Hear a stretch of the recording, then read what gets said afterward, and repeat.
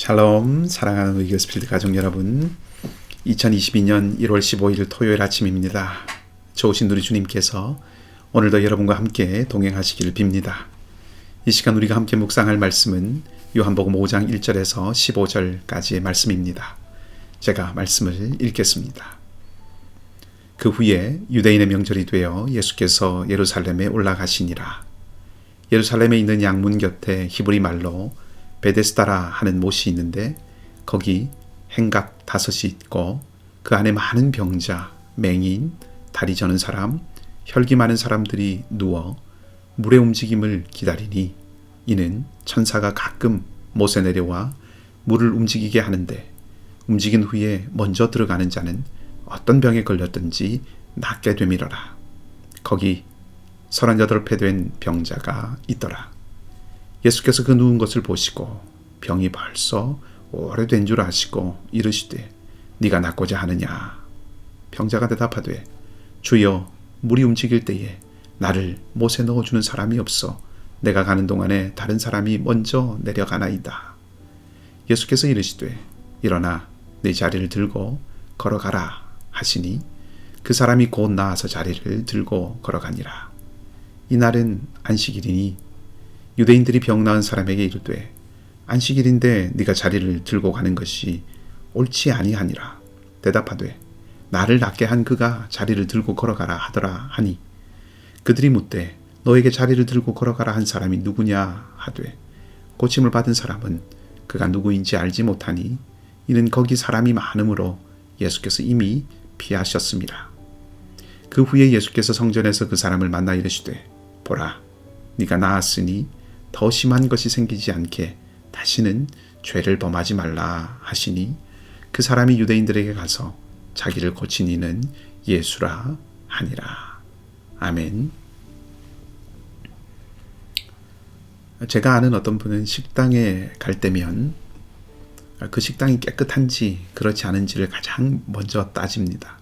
아무리 맛이 좋아도 식당이 불결하면 밥이 넘어가지 않기 때문에 유명한 식당이라고 해도 깨끗하지 않으면 도무지 들어가고 싶지 않다고, 차라리 조금 맛이 떨어지고 덜 유명해도 깨끗한 곳이 훨씬 더 좋다고 하는 분이 계십니다.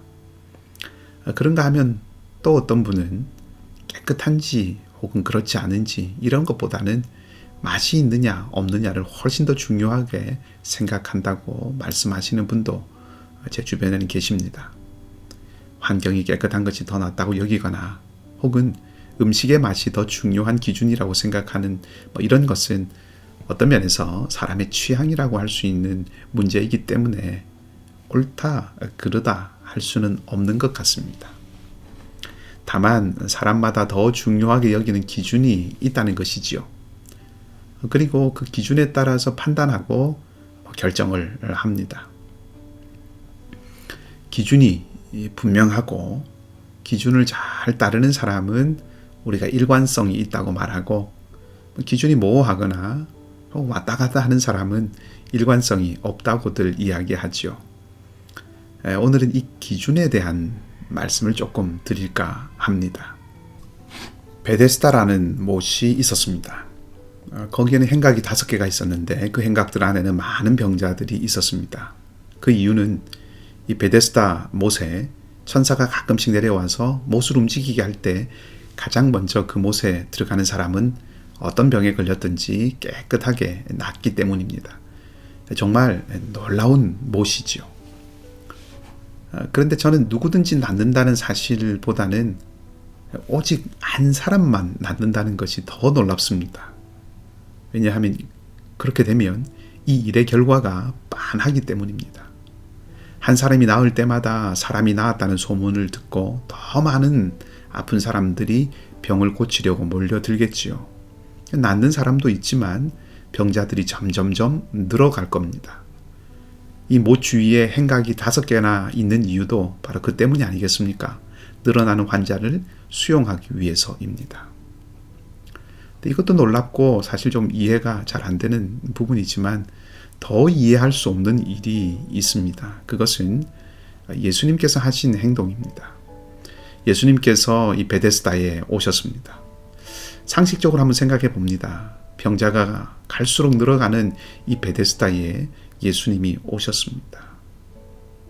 이제 5개의 행각이 다 없어지거나 아니면 하나 정도 혹은 둘 정도 남을 것이라고 상상해 봅니다. 왜냐하면 모든 질병을 다 고치실 수 있는 예수님이시기 때문이죠. 아마도 천사가 이렇게 가끔씩 내려와서 물을 움직여서 사람을 낫게 하는 것의 목적은 사람을 낫게 하는 데 있는 게 아니라 더 많은 아픈 사람들을 불러 모으기 위해서, 그래서 예수님께서 오셔서 이제 한 번에 다 치유해 주시도록, 그것을 위해서 천사가 이렇게 물을 가끔씩 움직이는 거 아닌가 하는 생각을 해보게도 됩니다. 병들고 아픈 사람이 이곳에 가득했을 때 모든 능력의 왕이 되시는 예수님께서 등장하셔서 엄청난 치유의 역사를 일으킨다면 누구도 예수님이 하나님의 아들이 되시고 우리의 능력이 되심을 부인하지 못하지 않겠습니까? 그것 때문에 천사가 이렇게 한 사람만 낫도록 그렇게 했나 보다 라고 생각을 해볼 수 있다는 거죠. 근데 말씀드린 것처럼 정말 이해할 수 없는 일이 벌어집니다. 이곳에 오신 예수님께서도 38년 된 병자 한 사람만 고쳤습니다. 거기 있던 수많은 환자들, 병자들 중에 단 한 사람만 고치셨습니다. 그리고 13절 말씀을 보면 그곳을 떠나십니다. 다른 사람은 고치지 않고 그곳을 떠나십니다. 여러분, 이것은 사실 천사보다 더한 행동입니다. 천사는 가끔이라도 와서 물을 움직이죠. 그러니까 이번에 낫지 못한다고 해도 다음에 나을 수 있는, 다시 천사가 올 거니까 그때는 나을 수 있겠다라고 하는 소망이라도 이 천사는 남겨둡니다. 그런데 예수님은 언제 다시 오실는지 그 기약도 없이 그곳을 떠나버렸습니다. 천사보다 소망의 여지가 더 줄어드는 거죠. 저는 이 38년 된 병자를 고치시는 예수님의 모습을 보면서 할 수 있는데 하지 않으시는 예수님의 모습을 생각해 보았습니다. 할 수 있는데 하지 않으시는 예수님. 또 한 가지, 여러분 9절을 보시면 이 사람이 나와서 자리를 들고 걸어가는데 그날이 안식일입니다. 예수님이 안식일에 병을 고치셨습니다. 유대인의 전통에서는 병자를 고치는 것 같은 이런 일들이죠. 이거 일이라고 생각합니다. 안식일에는 일을 하면 안 됩니다. 우리는 예수님을 비판하던 사람들을 나쁘다고 생각합니다. 그리고 예수님을 비판하는 자들이 어리석다고 생각하죠. 그러나 안식일에 일을 하지 않는 것, 그것은 율법을 따르는, 하나님 말씀을 따르는 그들 사회의 전통이었습니다. 예수님은 유대인으로 태어나셨지요. 율법을 지키던 그 사회의 규범을 따라서 자라나셨습니다. 그렇기 때문에 이런 사실들을 누구보다도 잘 알고 계셨습니다. 그럼에도 불구하고 예수님이 안식일에 병자를 고치셨습니다.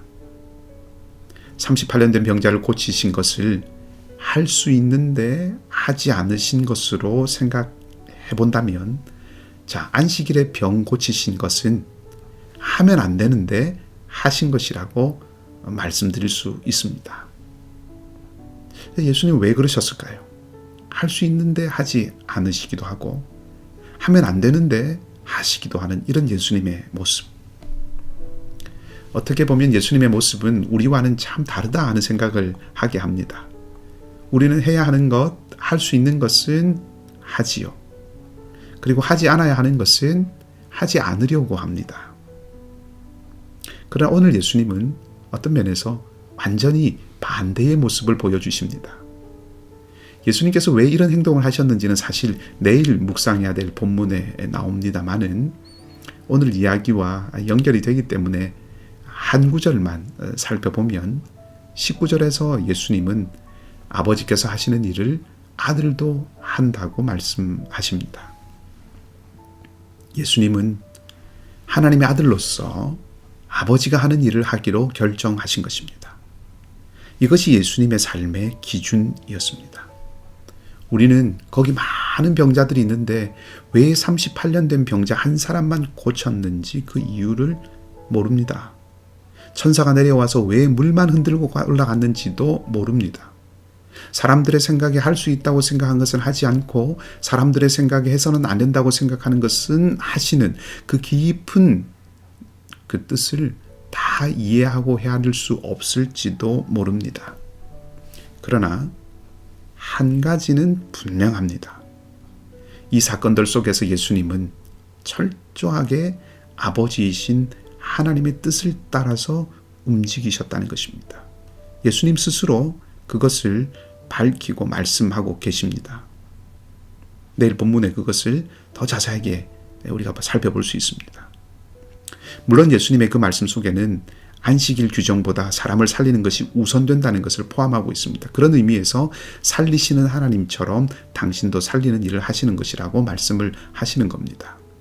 자, 그런데 오늘은 말씀드린 능력이 있으니 할 수 있다고 생각한 것도 참고 하지 않으시는 주님, 사람들의 생각에